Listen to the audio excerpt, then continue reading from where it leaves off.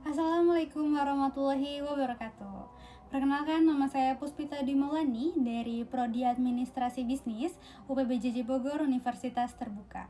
Di sini saya akan menjelaskan mengenai macam-macam term dan macam-macam sesat pikir atau logical fallacy sebagai bentuk dari penyelesaian tugas 1 mata kuliah logika. Secara umum, term ini adalah kata atau ungkapan yang mewakili suatu objek atau konsep di dalam logika. Nah, macam-macam term ini ada banyak, tapi di sini saya akan menjelaskan macam-macam term berdasarkan ruang lingkup atau cakupannya. Berdasarkan cakupannya, term ini dibagi menjadi 3 macam. Yang pertama ada term singular. Term singular ini adalah term yang merujuk pada satu objek atau satu individu tertentu. Nah, ciri-cirinya ini dia bersifat spesifik ya, term singular ini. Contohnya, Soekarno adalah presiden pertama Indonesia. Nah, kata Soekarno ini adalah term singular karena merujuk pada satu orang. Yang kedua, ada term particular. Term particular ini adalah term yang merujuk sebagian dari sebuah kelompok atau sebagian dari keseluruhan. Nah, cirinya ini terdapat kata kunci beberapa, sebagian, dan ada. Itu kata kuncinya. Contohnya, beberapa mahasiswa menyukai mata pelajaran logika. Di sini, tidak semua mahasiswa dimaksudkan di dalam kalimat tersebut, hanya sebagian saja yang menyukai mata pelajaran logika. Yang ketiga, ada term universal. Term universal ini term yang mencakup seluruh anggota dari suatu kelompok atau suatu bagian atau satu kategori, pokoknya keseluruhannya. Nah, cirinya ini bersifat menyeluruh tanpa pengecualian. Kata kuncinya ada semua atau seluruh.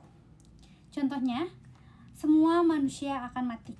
Nah, kata semua manusia menunjukkan keseluruhan manusia di dunia, tidak ada pengecualian. Jadi, kesimpulannya, term singular ini mencakup satu orang dari suatu kelompok. Sedangkan term particular mencakup beberapa orang atau sebagian dari satu kelompok ini. Nah, kalau term universal mencakup keseluruhan anggota dari kelompok ini tanpa pengecualian. Selanjutnya saya akan menjelaskan mengenai bentuk-bentuk sesat pikir atau logical fallacy. Nah, logical fallacy atau sesat pikir ini adalah kesalahan dalam berpikir yang membuat argumen terlihat meyakinkan, padahal sesungguhnya cacat atau salah di dalam logika. Nah, bentuk sesat pikir atau logical fallacy ini ada banyak jenisnya.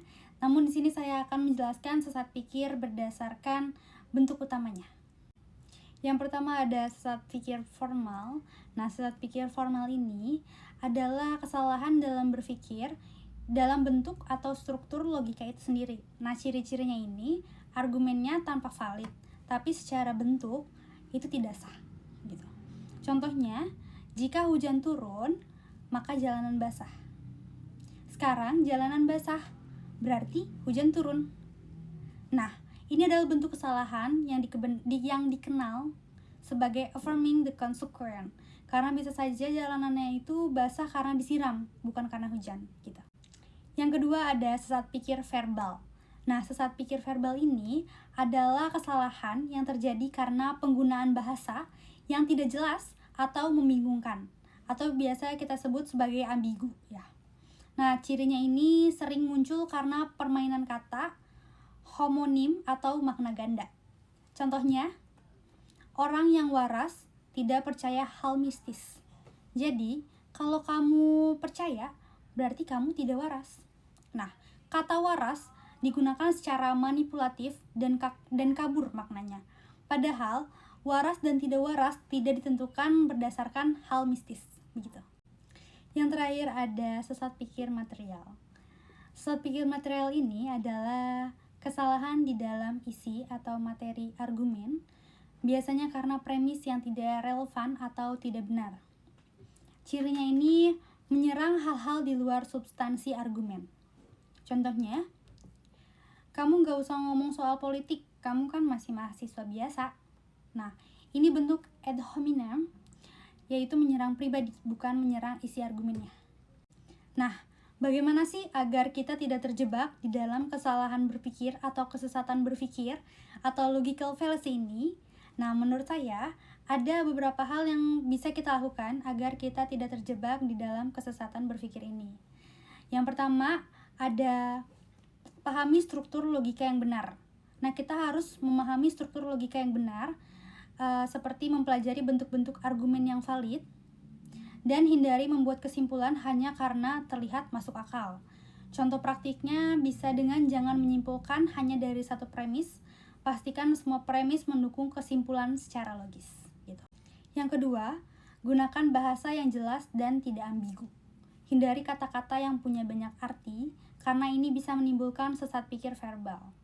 Gunakan istilah yang konsisten selama argumen berlangsung. Contoh praktiknya, jika kamu menggunakan kata adil di suatu argumen, pastikan kamu definisikan dulu apa maksud adil ini dalam kalimat yang akan kamu gunakan.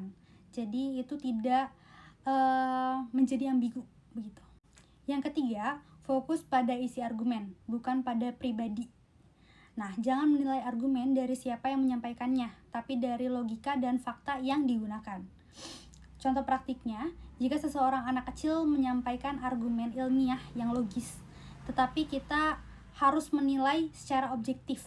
Jangan melihat siapa yang menyampaikan si argumen tersebut, gitu. Yang keempat, kembangkan kemampuan berpikir kritis kita. Nah, jangan langsung menerima argumen tanpa mengevaluasinya. Ajukan pertanyaan seperti, apakah ini benar? Apakah ini relevan? Nah, latih diri dengan membaca argumen-argumen logis dan membedahnya. Yang terakhir, kenali jenis-jenis sesat pikir. Makin kamu tahu jenis-jenis sesat pikir atau jenis-jenis logical fallacy ini, maka kamu akan mudah untuk menghindarinya. Pelajari contohnya dan refleksikan apakah kamu atau orang lain sering menggunakannya tanpa sadar. Demikian penjelasan saya mengenai macam-macam term dan bentuk-bentuk sesat pikir atau logical fallacy ini yang dapat kita kenali dan kita hindari. Semoga penjelasan dari saya bisa menambah wawasan kita dalam berpikir logis dan membuat argumen secara valid. Sekian dari saya. Assalamualaikum warahmatullahi wabarakatuh.